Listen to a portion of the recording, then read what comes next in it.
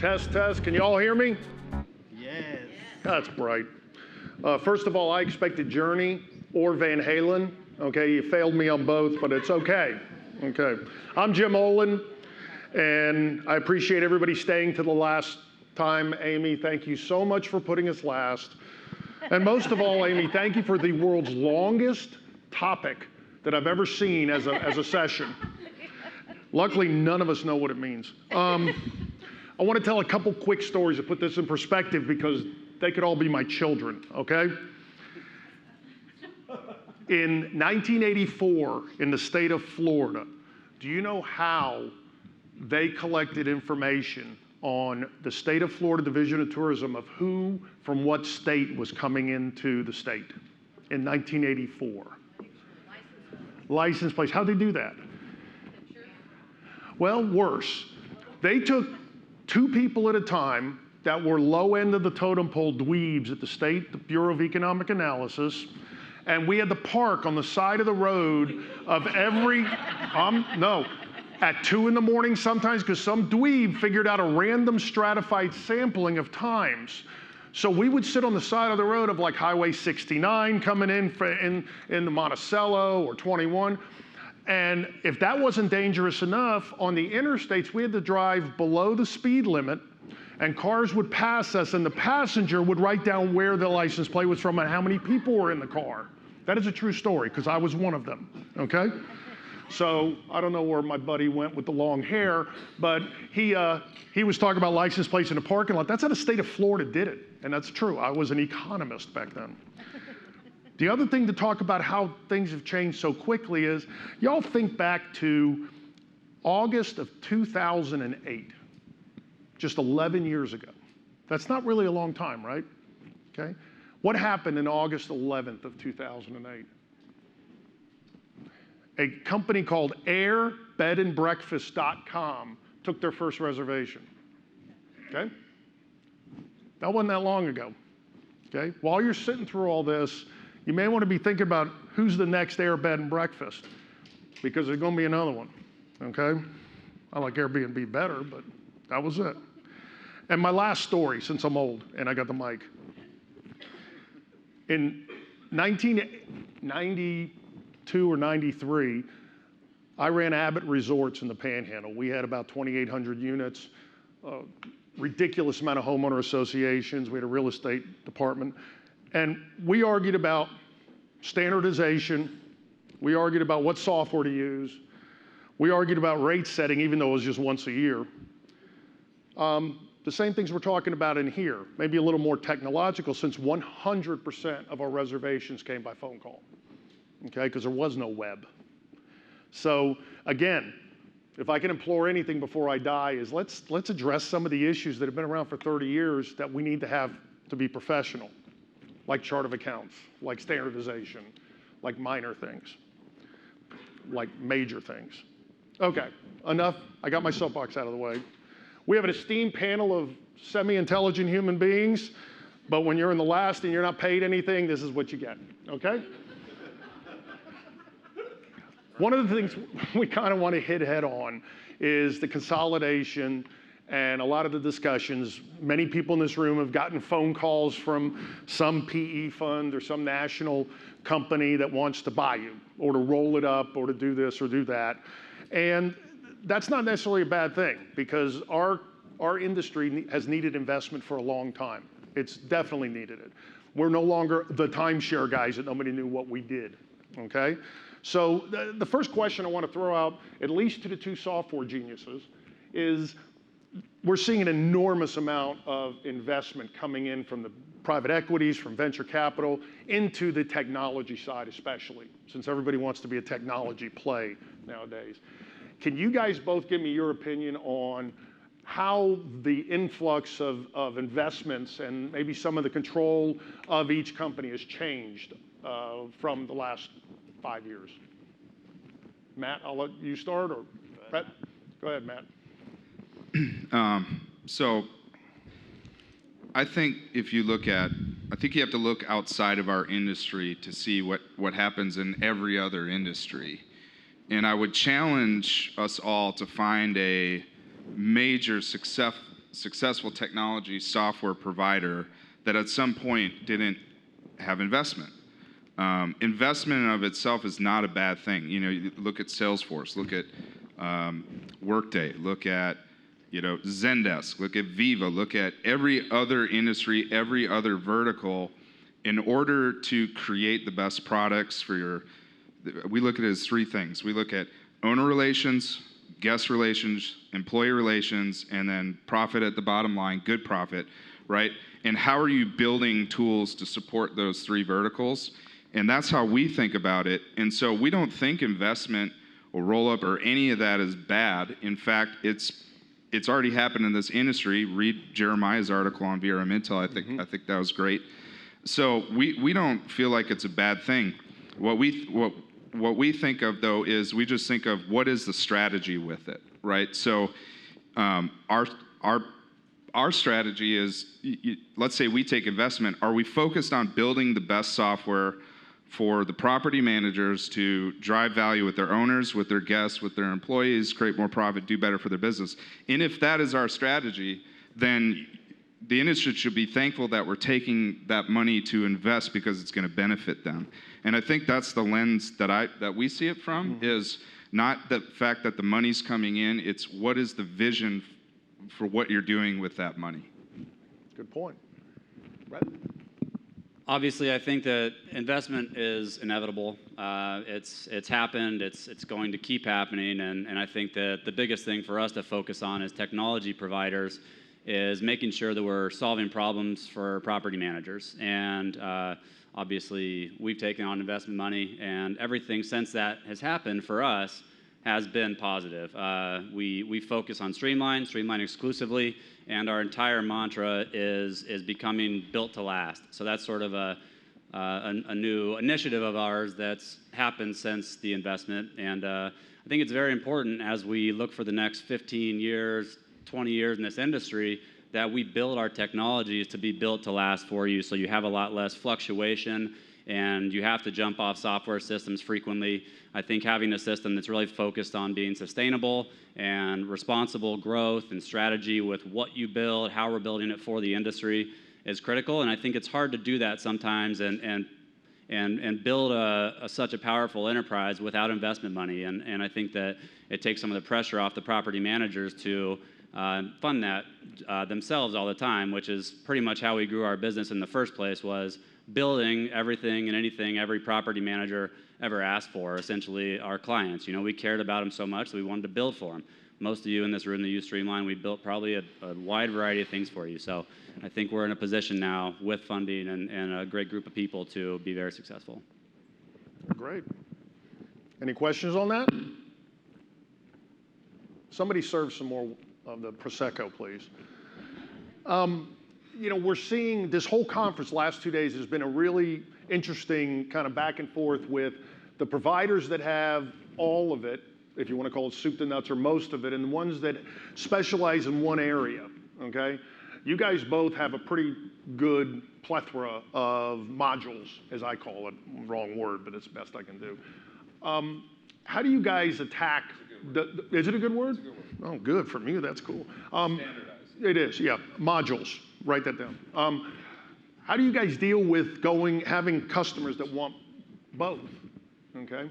And Lynn, we're going to call on you as a property manager to explain which way you had went and go. Well, I think one of the first things I'd like to say is that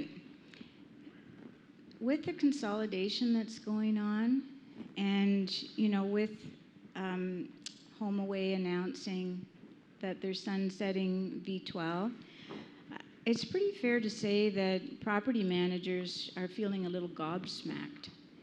I mean, in terms of just saying, wow, what's going on? You know, where do we put our resources?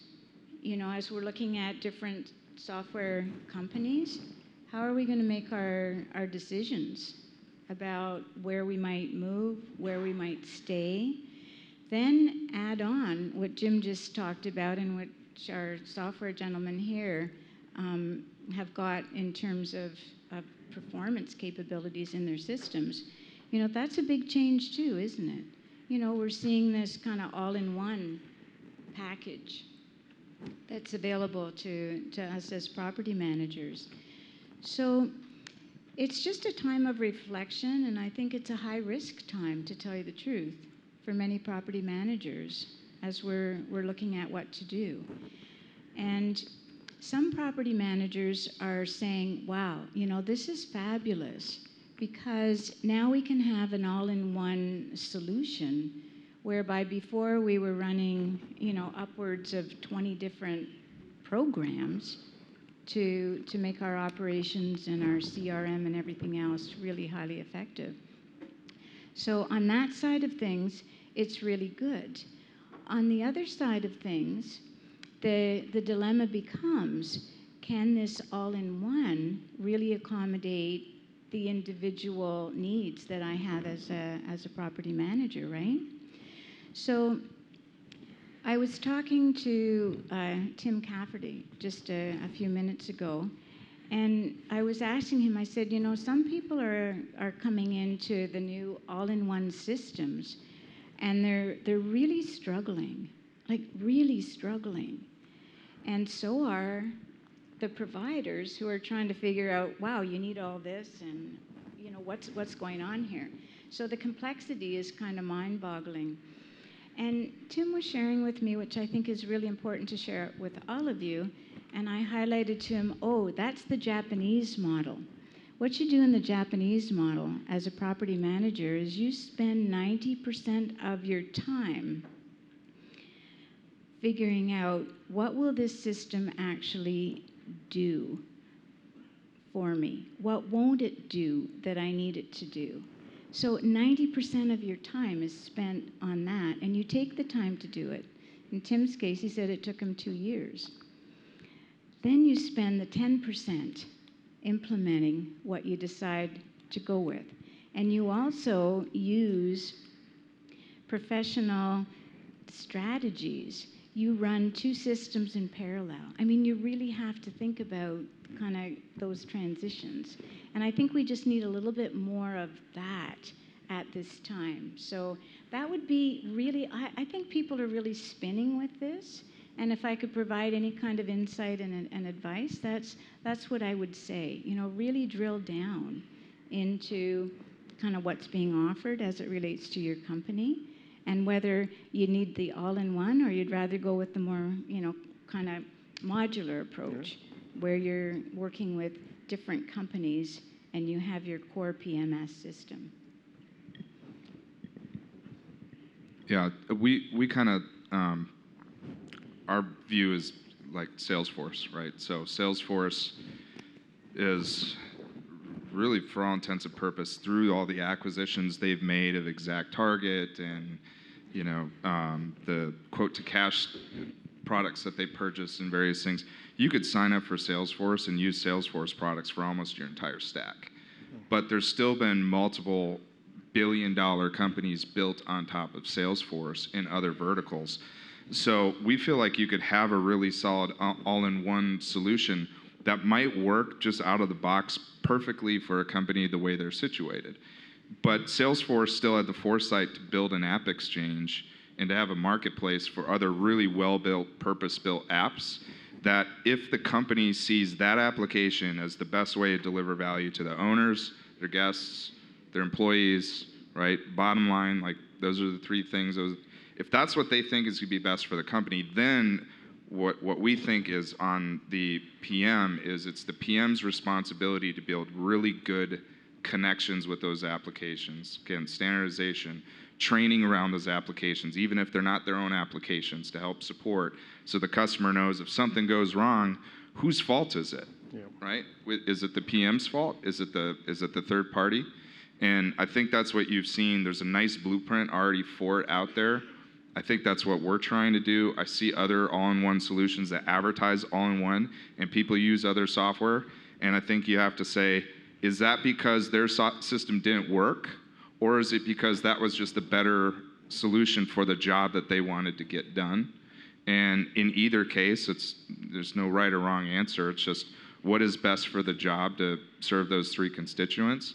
And I think that is the future of the software, is a solution that can pretty much handle it all for some companies, but that really integrates well and has a healthy ecosystem for those that want to use those purpose-built tools.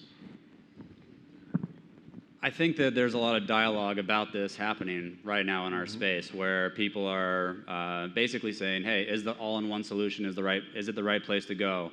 I think that Mike Harrington said it earlier, as far as can't be everything to everybody. But I do think that this industry requires choice, and this industry, every one of you is very different. So you might think that you all operate similarly, but we've built 3,000 settings in the back end of Streamline over the years to mold around your needs, to allow us to sort of mesh into your business model, and I think that's going to continue. So while we talk about standardization and creating some sort of standardization, I think a lot of you are trying to differentiate. So when it comes to having an all-in-one solution, you have to have that as an option, right? You have to have, for us, for example, we have our housekeeping and maintenance app, but we integrate with Breezeway, so you've got an option. We have our revenue management services, but we integrate with Beyond Pricing and Rented and others that offer that. So I think the key has always been giving property managers choice, and to say that all-in-one is a bad thing. You see some newcomers coming up that are preaching the all-in-one is not the way to go. It's certainly a way to go for 90% of the people property managers that I've ever talked to that wanted to consolidate technology. And when it comes to consolidating technology, that means less screens to log into, less difficulty when it comes to training employees, less cost. So we talk a lot about revenue management, but we also, I think it was mentioned, profit management and looking at your expenses, seeing if we're trying to deal with the margin compression that's happening through OTAs. There's a lot of ways to deal with that, not just revenue management, whether it's expense management and just staying lean and mean as a company. I think it's critical. And for me, I think consolidation, technology into one platform is a great option for a wide variety of this industry, and certainly modular. We've always proven that we believe integrations and leveraging and giving options to other technologies is critical as well. And to add to it, you as operators have to look at the technology different, I think, in many ways that you have been, okay? We had a meeting this morning, separate meeting from everybody, and I was in with a very, very intelligent property manager who has a certain canned software, sorry guys, but a canned software that was tweaked for their company. But they found ways to extract the best of that, even though it had other things it could do, and then move over and use some other basic things to make this move even faster. So instead of saying, what does this thing do? They said, what does this thing do great? And then let us take what it does not as good and use other ways and get it out of the way. And I'm doing it in my term because I can't. Yeah, and I think like where I see the frustration a lot, right? So a real situation. So you've got a system, you got another system, they're using this system, all of a sudden something breaks in this system, they call this system, yep. They're like, oh, we don't know what happened. So when we talk about standardization, it's not necessarily standardize your processes to fit in and don't differentiate yourself. It's saying make the language a little bit clearer so it's easier to integrate, it's easier to solve problems, and that to me is like the core. Beyond building software, your job as a software provider, once the software is into the customer's business, is to help solve their problems. Right. And a lot of times the problems arise because the integrations between the systems are not very good. And that's the risk of being early adopters into new integrations and things. Flip side, they can also be highly beneficial to adopt those early on and everything. But I think as you see, even in Salesforce, you read early on in reviews of customers that were using, let's say, TalkDesk in Salesforce. When TalkDesk first came out, there was all kinds of issues. Well, nowadays, there's maybe a lot fewer issues with those connections. So it's not just maintaining a healthy ecosystem of third-party providers to the core solution is not just about the relationship between those providers and offer choice. It's the quality of the integration that determines the health of that solution for the customer and whether it's going to work for them. Good points. Any questions, comments? Mr. Cafferty, they brought up your name. Are you going to talk about how changing software tore your hair out? He's a friend. It's okay.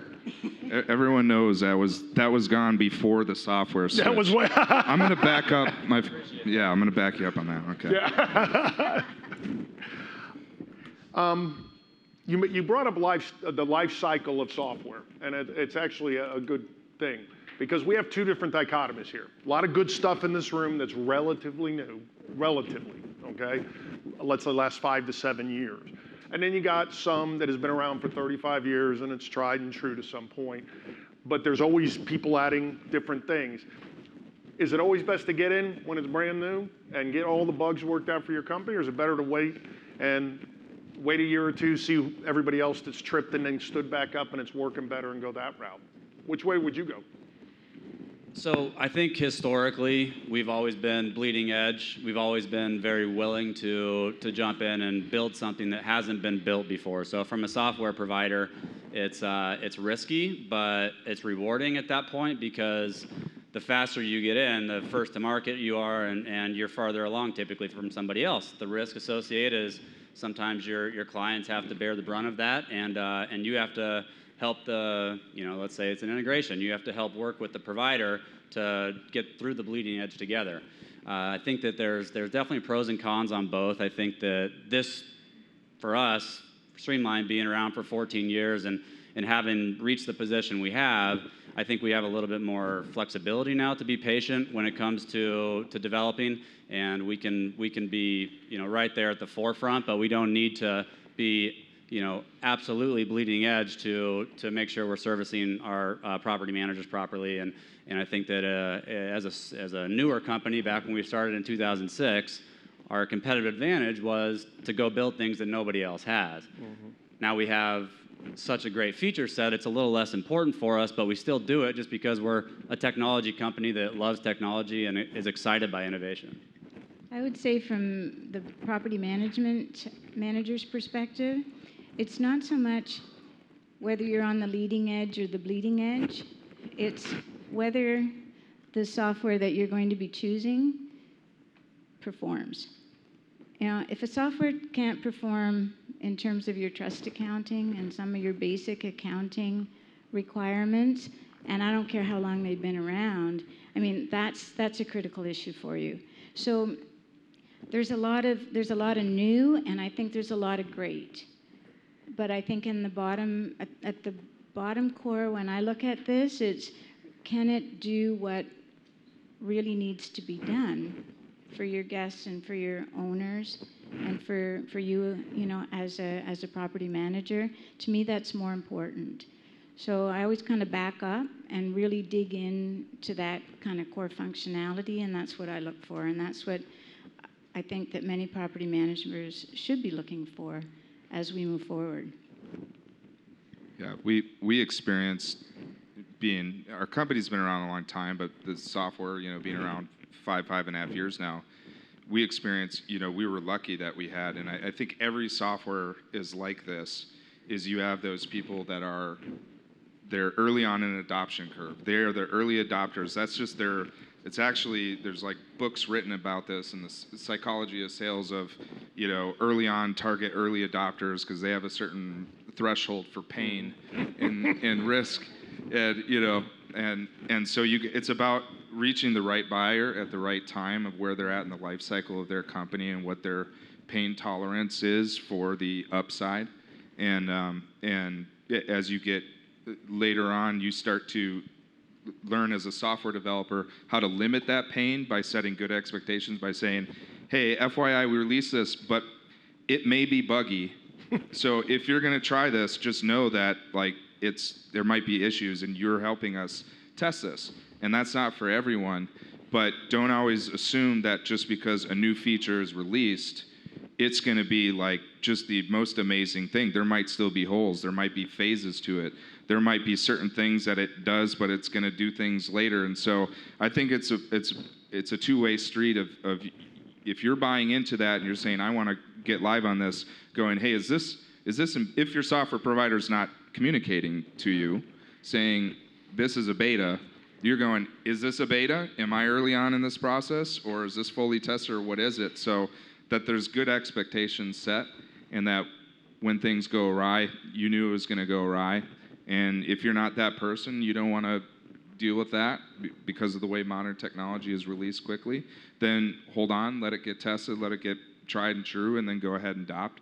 And there's, positives and negatives both ways. And Matt, I would just say to that that's another consideration is really what's it going to cost you? How much of your time and your staff's time are you going to need to spend in kind of that early adoption model? Now, on the cost side too, so is it going to be expensive? Is it going to take up a lot of time, a lot of effort? And you really need to kind of cost that out and try to be honest and ask those questions, because you guys will answer those questions, as best you How can. many people in here feel comfortable taking off their hands of the wheel right now in a Tesla? But there's some people, Yeah. Carlos, I'm for not sure. getting around you on the way home. You're gonna see how it works. And My wife, she's like, nope, never gonna happen, not in my lifetime. I'm like, I'm a couple years away, probably.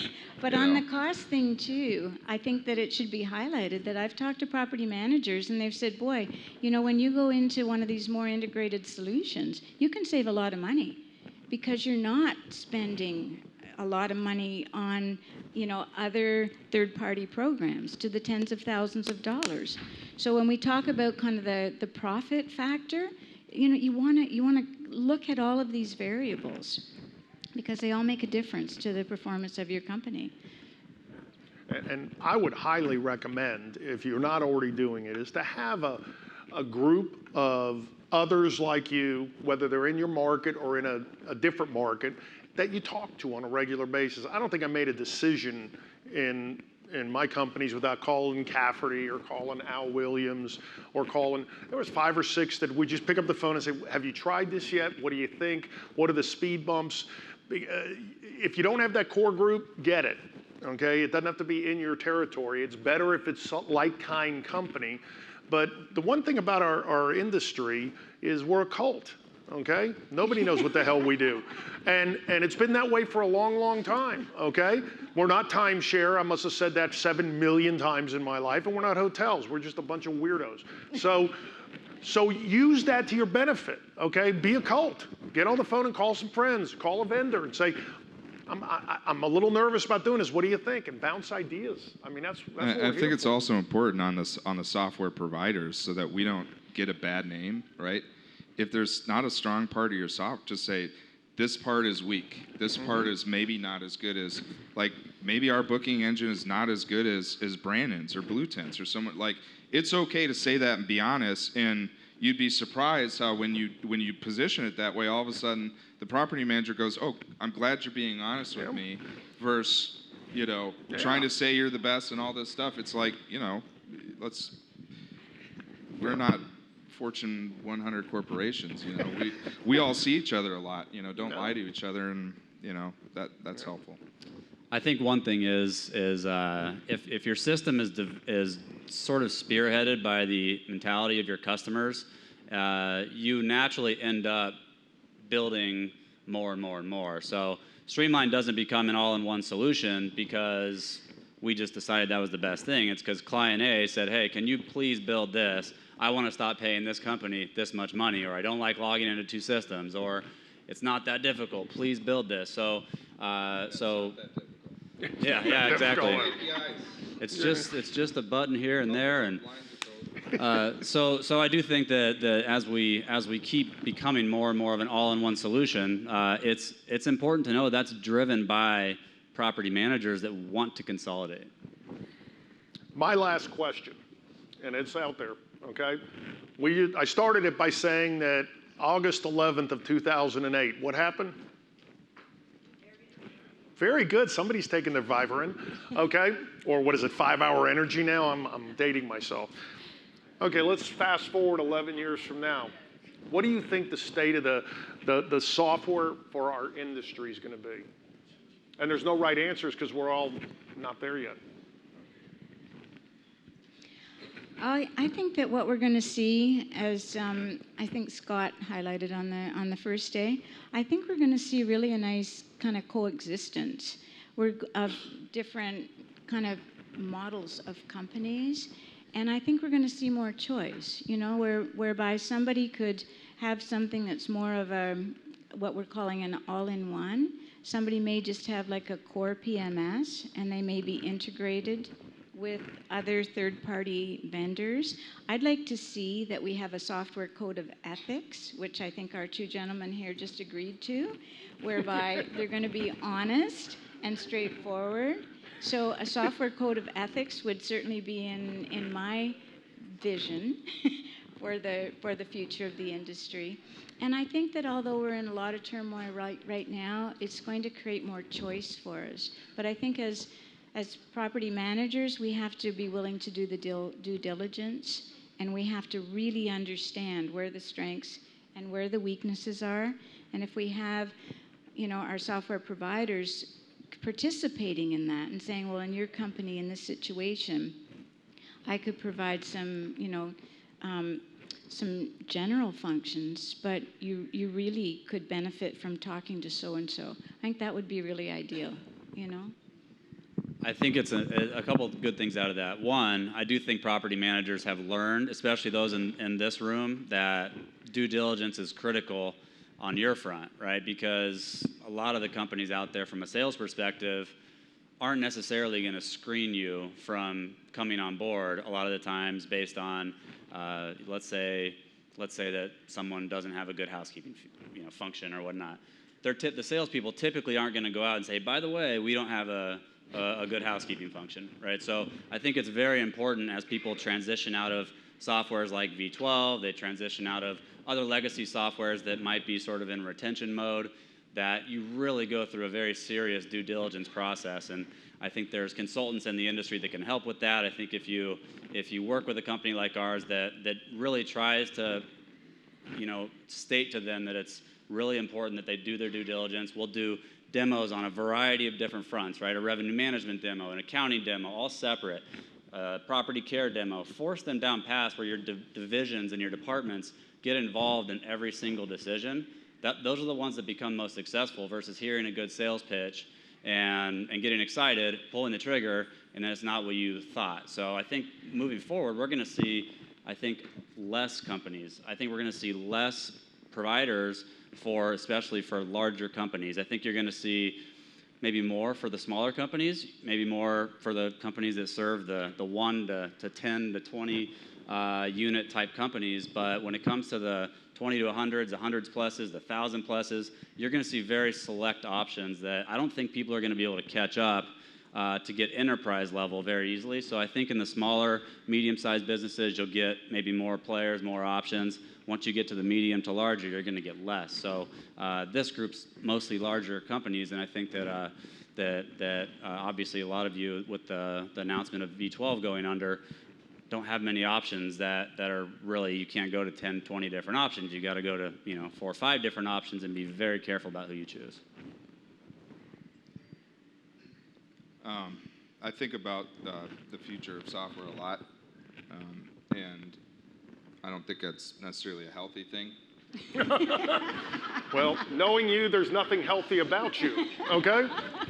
Thank you. I just wanted to make you feel that way. Yeah. I think that the future of this industry is converging with the hotel industry. So I think you'll see the software in this space move into the hotel space, because I think the business owners in this space are going to have both types of inventory. And so they're going to need a system to handle. They're certainly not going to want to go with Opera, I'll tell you that much. And so I see that in the future. And I see smarter rate and revenue management tools in the future built core into the software, and that may be from software companies rolling up the revenue management solutions, but not as a EBITDA play or something like that, to put it into their product, a la Salesforce model or some of those. I also see, I've seen this rise already over the last 10 years, that as the industry has changed, the demands of the consumer have changed, the demands of the homeowner have changed.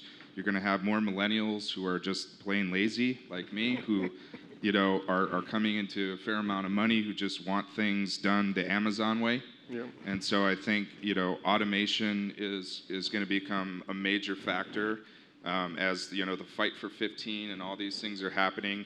The software is going to have to be smarter. It's going to have to use smart AI. It's going to have to use smart machine learning.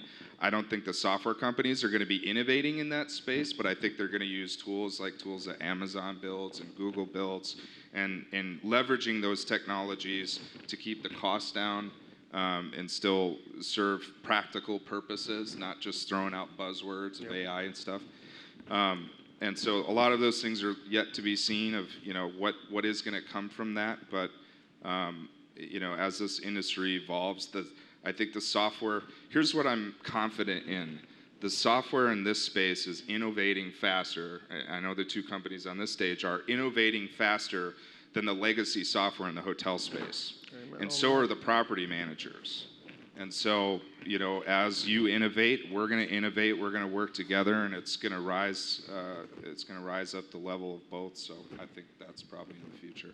One thing I think is very important is we hear this CRM acronym thrown around all the time, and everyone's like, "I got a CRM. I got a CRM. Everyone's got a CRM." Those of us who have, sound experience with Salesforce or Zoho or Sugar or different CRMs out there. You don't really fit a traditional CRM into a vacation rental management company very easily. Some people say, hey, I've got a reservation, and I have some things that go out to guests, so I've got a CRM. But I think the overall concept of a CRM is, in this industry, is what can you do to deliver an owner experience and a guest experience better than your competitor?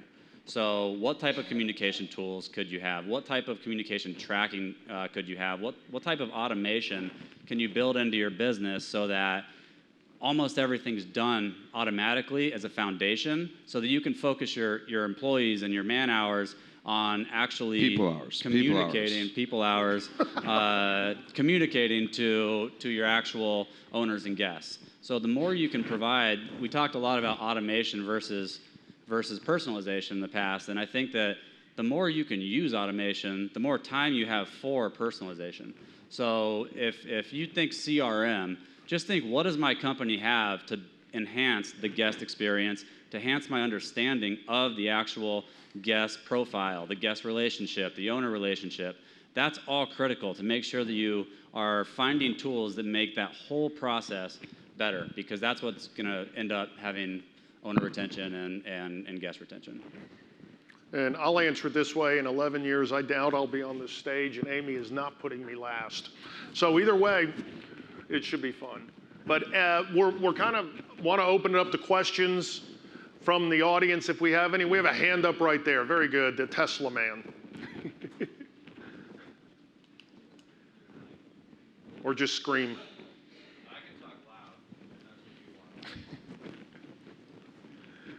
You scared?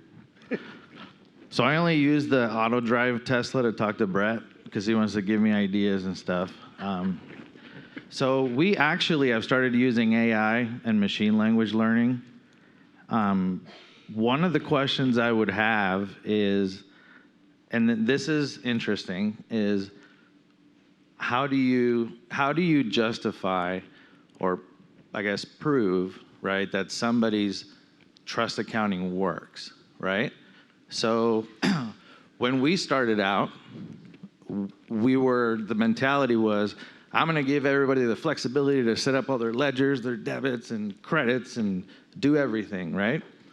When Property Plus sunset, I learned that they just want to push a button and pay vendors and know that they're in trust, right? So we went from having all this flexibility to realizing that these guys just want to pay their vendors and their owners, and they want to make sure they're in trust because that's what they get audited on, right? So you go back into the fun experiences that we've had, and we have PhDs in math doing development.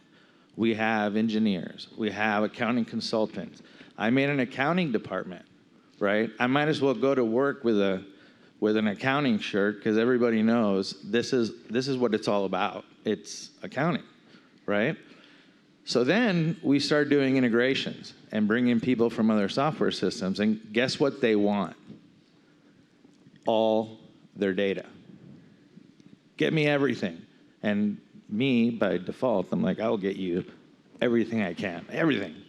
Well, what ended up happening is one of the people that came on board to our company, they said, you can't do it, right? And this was a discussion between me and Doug. And I said, Doug, I'm going to do it. I'm going to move people from Property Plus with their data, and it's going to be dead on. And then I had an employee, many of you might know Betsy, right? She said, you're crazy, right? I said, Betsy, come on, this is new age, right? We can do everything. She said, they can only put in revenue, and that's it. And then Tom Letty said, well, you can't have somebody go through 10,000 reservations, right? Come on. So when you tell somebody that, look, transfer to the software, but you have to go through 10,000 future reservations, there's only one reason why, is because I guarantee you, and I know from a fact, that someone in your company dispersed in their old system at some point in time, and now you don't know. You will never, ever be in trust. And that's what we actually learned, that other software, which was allegedly in trust, was not in trust by the fact that someone thought that we were not in trust. So I guess the message is, you have to have someone who's a professional to do a transfer, right? We heard Steve spoke earlier about, we're willing to spend whatever money it takes, right? That's a professional property manager who has gone through a transfer, who knows what they're doing, who knows how everything works. And I'm telling you, you cannot, I know from a fact, you cannot transfer data and expect that you will ever balance. You're bringing in garbage, you're going to continue with garbage no matter how good your software is. So that's, I guess, the long-winded question. That's not is, a question, but it's no, it's a fair statement. Yeah. it is, but And everybody it's wants to helpful. bring everything, right? It's very helpful, yeah. And I think it really does just speak to that challenge associated with the transfer. And I think that that's really part of that due diligence, and part of, as you said, you really need some professional assistance, when you're making some of these transfers to different programs. So thank you. Questions? Yeah, there's one over here. Yeah, and just another thing that hasn't really been discussed, it was just, Carlos just touched on it a bit. And in this room, everyone has a really good handle on their business. But for the vast amount of times that software companies do bring on new clients, the majority of clients do not understand their own business. And the software is not going to solve problems that are operational or challenges that are operational. So that's another thing that there needs to be. A management company really needs to know their operations. And when they look at new software, is there some operation that I can take from 10 steps to 6 steps because I've got a new software? There's a few support calls we took over the year when I'll ask somebody, why do you do it this way? Well, that's how I was trained. And it turned out they were trained 3 software systems ago. They never change a system regardless of the software. So it's challenging to bring on new software, but you need to know your own operations as well. That's a good point, and it really requires the property manager to have an open mind, and it requires not a yes man on the other side going, oh, yes, sir, yes, ma'am, yes, we can do that, yes, we can do that. It is that why, asking that why is an important part of it, for sure. And I'd like to just add to that, because I have a story that I'd like to share. We've had 2 fabulous days with, so many fabulous speakers sharing information with us about revenue management. And I personally was fortunate because I joined a vacation rental management company about 15 years ago, and I was the president of the company, and the company also owned a hotel. So I was able to benefit from all of the hotel revenue management things that were going on. And it was fascinating to look at transferring some of that into the vacation rental industry. And early on, I talked to people at Cornell on their revenue management program and engaged them in helping to develop a whole revenue management program for the vacation rental industry. They bailed. They said, oh my gosh, this is so complex, we can't do it. And we went ahead, of course, and did our revenue management. And we've talked a lot about pricing and setting rates and things like that. But one of the things we haven't talked about is really who you are as a company. Because we did all of our revenue management, we did our comp sets, we looked at the prices that we were charging. We were actually charging 2/3 more than anybody else. And we were performing incredibly well. Why? We'd been in the market for some time, and we had excellent guest service and excellent owner relations. So this concept of just the price, there's that whole profit notion is also about who you are, how you treat your owners, and how you treat your guests. Because you don't have to have the same price as everybody else, and yet you can still be very successful. So the guest and the owner, in our experience, is really where you differentiate yourself. I do want to say one thing. I think that Amy has done an amazing job bringing this revenue management, which I think it was touched on earlier, is rate management, right? Intelligent rate management is sort of one piece of revenue management. You've got a wide variety of different options. But I do think the next big thing for us to consider, which ties into what Ted was saying and sort of what Carlos was saying, is business intelligence. And I think helping your property management companies be more intelligent through meaningful reports that you don't have to dig through spreadsheets. You can become more intelligent throughout your housekeeping, your maintenance, your lead management people, your reservationists, your accounting people. The way to do machine learning, like Carlos spoke about when it comes to reconciliations. And I think business intelligence is going to be a major focal point in the next couple of years when it comes to us from a technology perspective, kind of taking on the responsibility of helping you become more intelligent from a general business perspective throughout your departments. I think that phone has signaled a... Yeah, it's time. Thank you all. If I could just tell you a couple things. Number one is talk to each other, okay? It's unbelievable how much intelligence and equity is in your brains to help each other. And those that are getting called for help, be open and help, okay? Number two is if you have any employees that ever say, when you say, why you're doing that? And they say, because we've always done it that way, knock them out, okay? We don't allow that in our companies. Thank you, Jim. Thanks, Simon. Thank you, Brett. Thank you, Matt. Thank you, Lynn. It's been very inspiring. Even it's been the last session, but somebody has to do it. Yep. And thank you very much for your contribution. Thank you so much. How do we get out of Thank here? you, Lynn. You're relieved. You heard what Lynn said at the end. She's like, we need to think about who we are. Jim gave us the answer. We're a bunch of weirdos, and we're a cult. That sits, that sticks. I love that. We're a bunch of weirdos. And are we really willing to take our hands off yet after these 2 days? I doubt it. But you know what? The good message is it's only Wednesday. So we've got 2 days to implement everything that you have learned until the end of the week that you've taken away from here. Do you know, there's a little quiz about this, and I have to really share it. I was thinking if I should do it or not.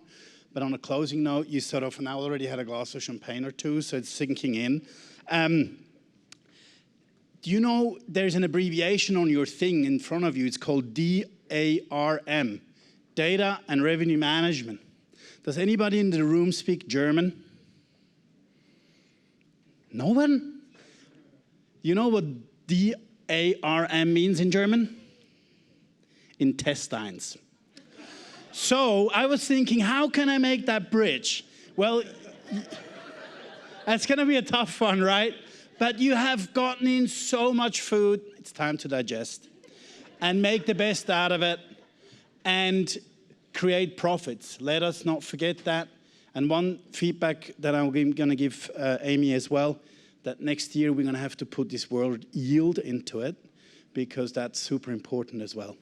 So on a closing note, this conference has raised the bar in the vacation rental industry. It was well overdue, and it would have never happened without VRM Intel, the team, the production team, the people around here who did an amazing job, and you've been a fantastic crowd. You've sucked it all in. You're still here, right at the finishing line, which only speaks for the conference. So a big round of applause for all the helpers and everybody at the conference.